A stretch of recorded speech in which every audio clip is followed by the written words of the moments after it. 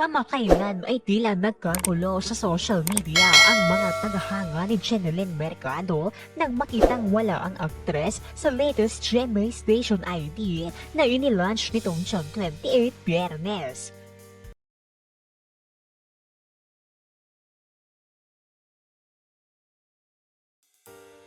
Marami ang nagtanong at nagtaka kung bakit hindi kasama si Jeneline sa station ID. Gayong isa ang actress sa homegrown artist ng Kapuso. Isa rin siya sa malaking artista ng network. Bukod pa nga na nasa loob ng 2 dekada nito sa showbiz, ay nanatili siyang loyal sa GMA. Kaya naman lumutan agad ang kung ano-anong espekulasyon at marami ang nanghinala na baka totoong lilipat na ng network ang Kapuso Ultimate Star.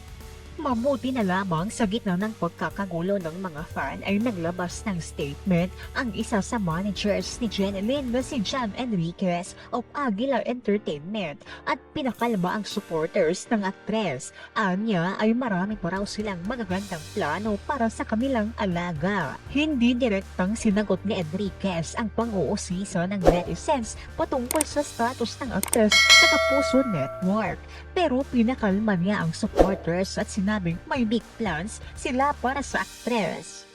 Kalma lang, beses. We have Jeneline's best interest in mind and we have big plans for her. Unfortunately, we can't disclose every step we make but we hope to make some announcements soon. Bukod dito ay sinagot rin ng manager ang mga katanungan ng mga fans ng aktres. Sa tanong ng isang tagahanga kung hanggang kailan sila maghihintay for the announcement, sagot ni John, "It's a process. Rest assured, it's worth the wait." Komento pa ng isang netizen, "Sir John, ganyan talaga, big star siya eh. Magkakagulo talaga kung di siya kasama sa station ID." Sagot naman ng manager, "Well, it's a good sign pa rin naman na ganyan kalaki clamor ni Jen. Only shows how important she is as an actress." Sabi naman ng isa pang tagahanga, aabangan daw niya ang announcement soon at sagot ni John, "Oo, naku, baka magulat kayo higit pa sa in-expect nyo. Kayo talaga, tiwala lang. Jen is family to us, ipaglalaban namin yan hanggang dulo. Di namin papabayaan yan." Sabi pa ng isa, wala daw kasi siya sa station ID at pinalalabas nila, lilipat na. Haha, well, kahit ano naman decision ni Jen, support po namin siya. Basta wise decision lang at ready to respect kami.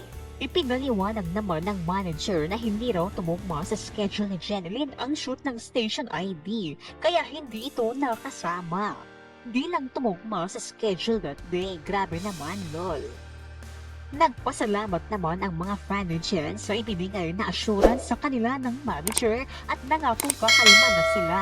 Samantala, bukod kay Jeneline, marami ring Kapuso stars ang kapansin-pansin na hindi kasama sa bagong station ID. Kagaya ni Carla Abellana pero nag-renew na siya ng kontrata sa GMA Network para sa bago niyang show na Widow's War kasama si Bea Alonso.